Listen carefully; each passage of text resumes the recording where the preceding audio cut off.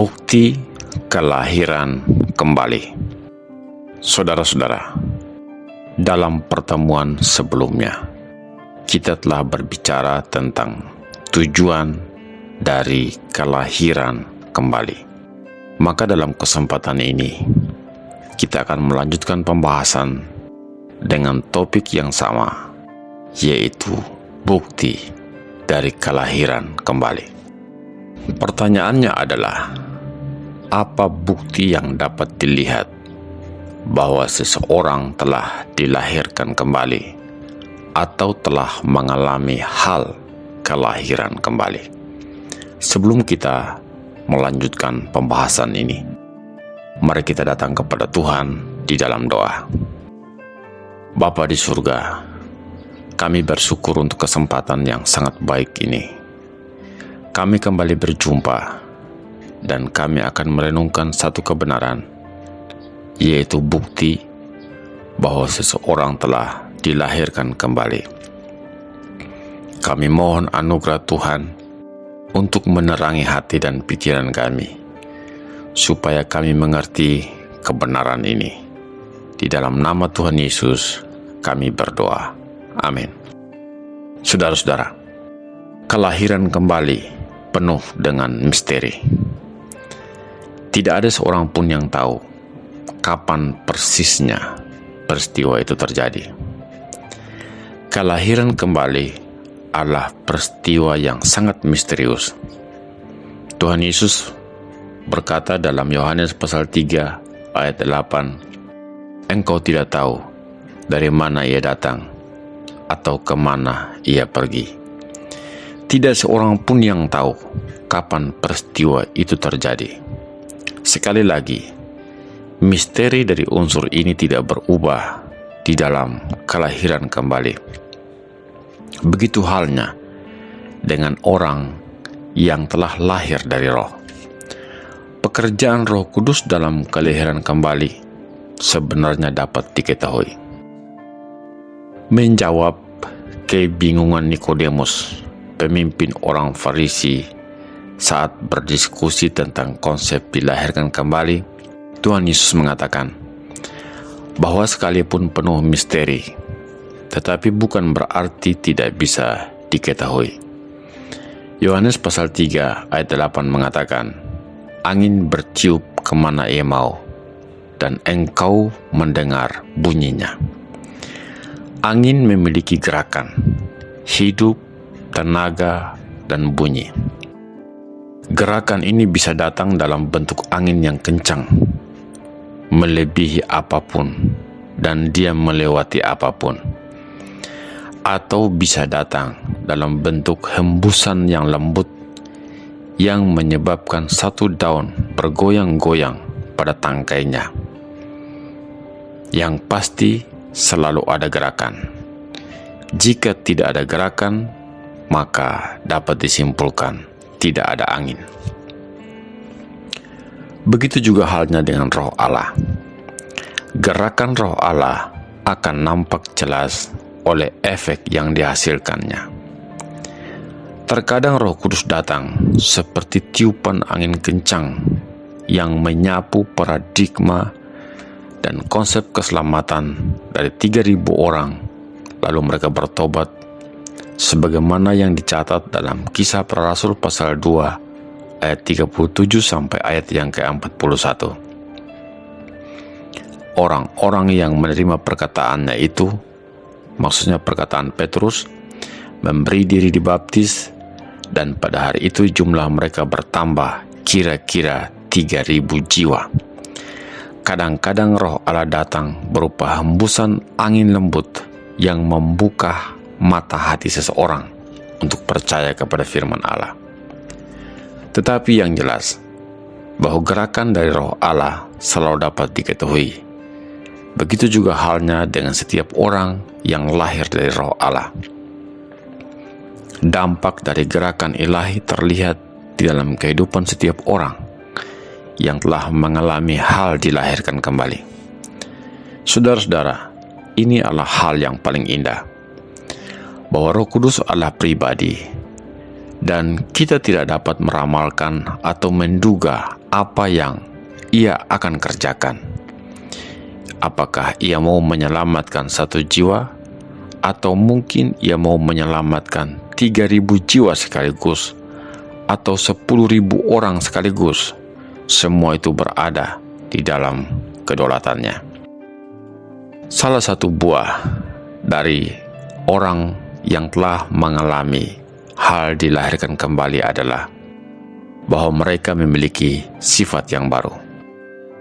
Matius pasal 7 ayat 15 sampai ayat yang ke-20 memberikan hal yang luar biasa. Di sana Tuhan Yesus berkata, "Waspadalah terhadap nabi-nabi palsu yang datang kepadamu dengan menyamar seperti domba, tetapi sesungguhnya mereka adalah serigala yang buas.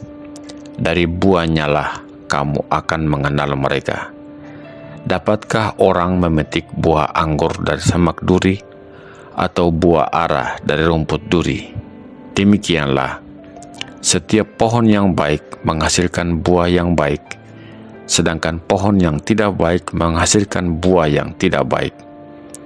Tidak mungkin pohon yang baik itu menghasilkan buah yang tidak baik, ataupun pohon yang tidak baik itu menghasilkan buah yang baik.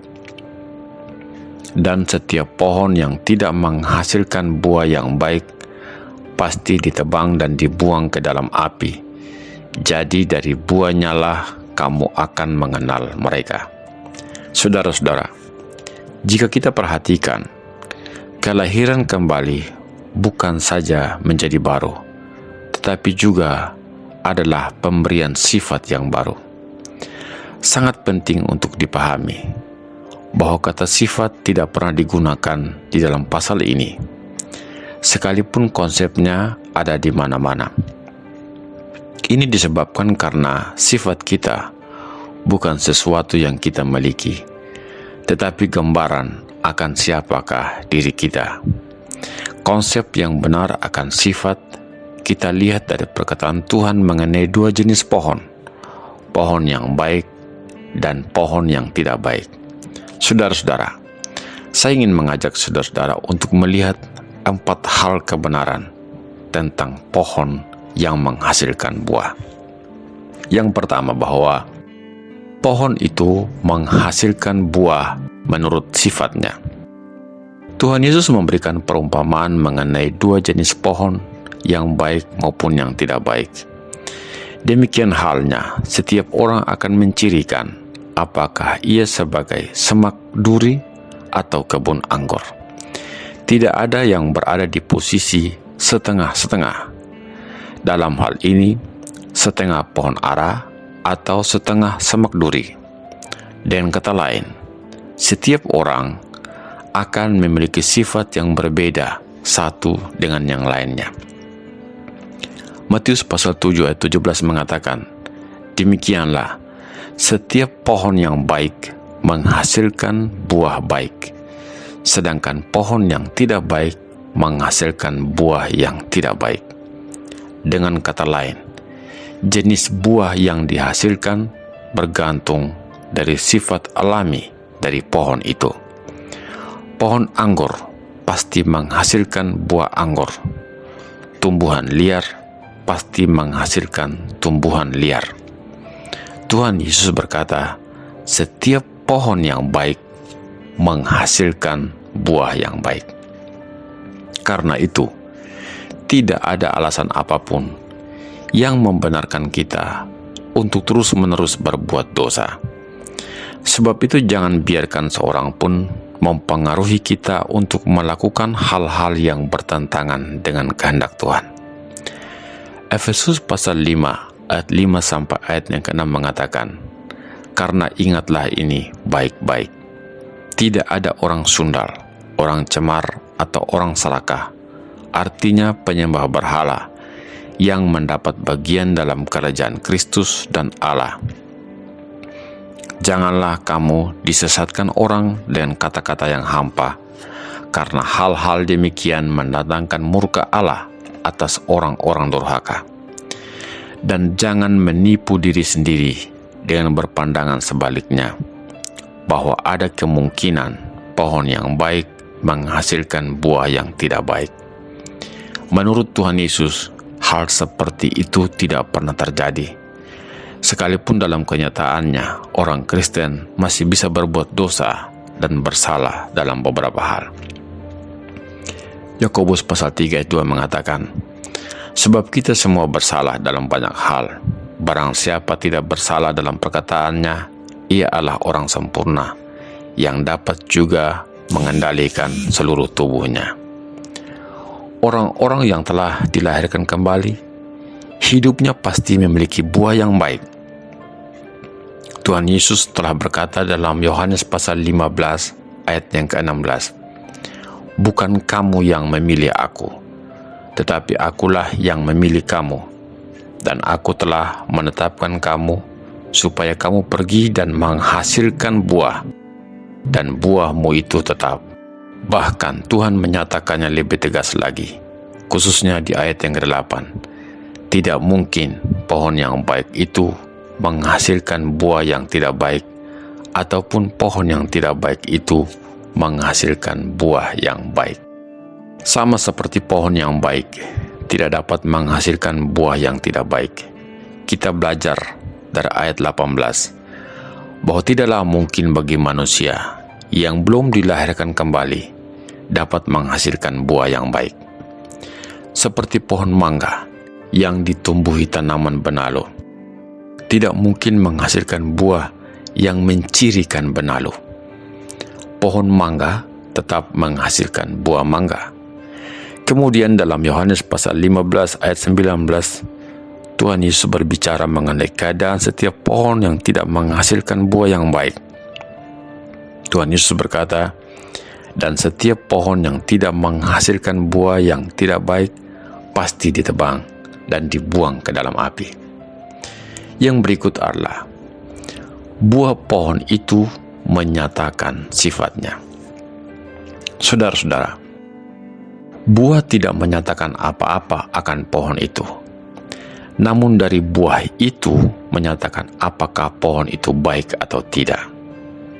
Tuhan Yesus telah menetapkan prinsip umum ini dalam peringatannya tentang nabi-nabi palsu yang akan muncul. Ketika Tuhan Yesus berkata, "Dari buahnya lah kamu akan mengenal mereka." Kemudian dilanjutkan dan mengajar tentang pohon yang baik dan pohon yang tidak baik, dan diakhiri dengan mengulang kebenaran yang luar biasa ini di ayat yang ke-20. "Jadi dari buahnya lah kamu akan mengenal mereka."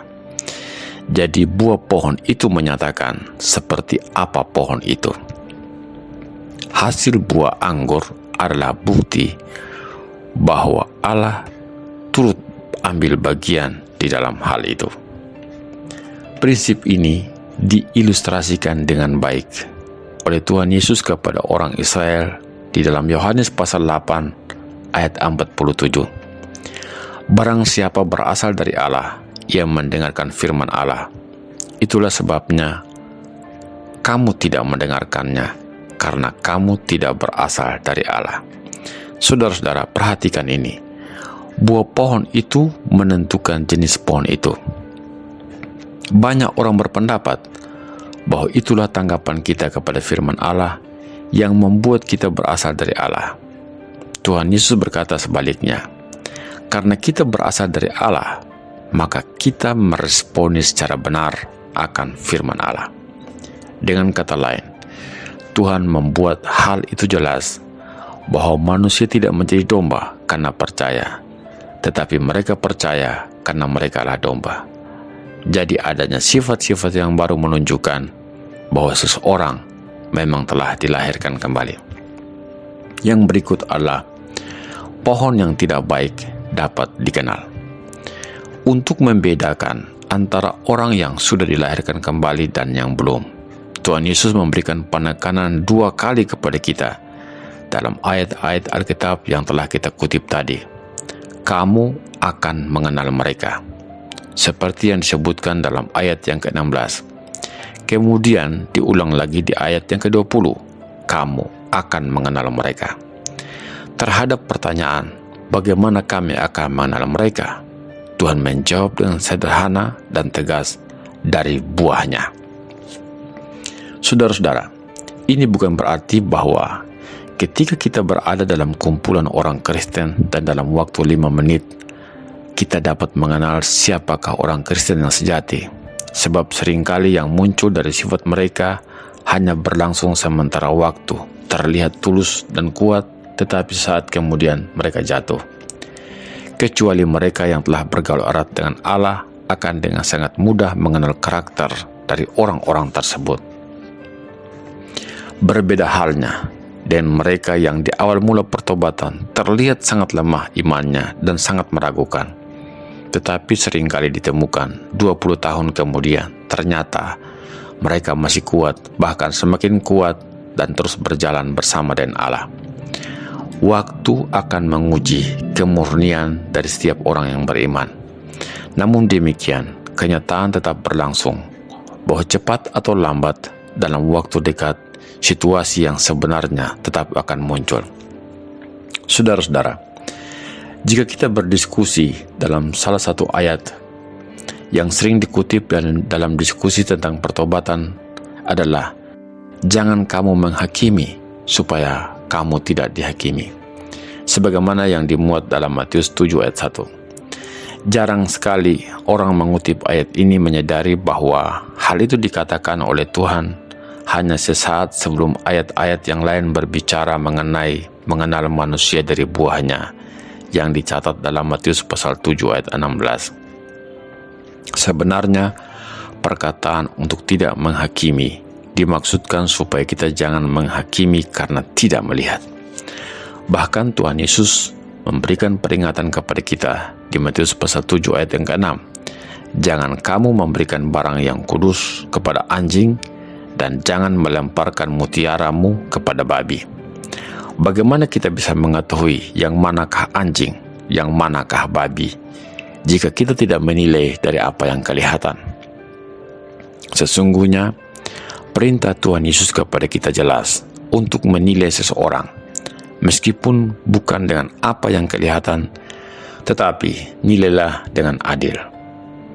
Yohanes pasal 7 ayat 24 mengatakan, janganlah menghakimi menurut apa yang nampak, tetapi hakimilah dengan adil. Yang berikut adalah, pohon yang baik menggambarkan manusia yang baik. Jika suatu pohon kamu katakan baik, maka baik pula buahnya. Jikalau suatu pohon kamu katakan tidak baik, maka tidak baik pula buahnya. Sebab dari buahnya pohon itu dikenal. Hai kamu keturunan ular beludak, bagaimanakah kamu dapat mengucapkan hal-hal yang baik, sedangkan kamu sendiri jahat? Karena yang diucapkan mulut meluap dari hati. Orang yang baik mengeluarkan hal-hal yang baik dari perbendaharaannya yang baik, dan orang yang jahat mengeluarkan hal-hal jahat dari perbendaharaannya yang jahat. Itu yang Tuhan Yesus katakan dalam Matius pasal 12 ayat 33 sampai ayat yang ke-35. Saudara-saudara, apakah saat ini saudara berpikir bahwa saudara adalah orang Kristen yang baik? Itu mungkin benar.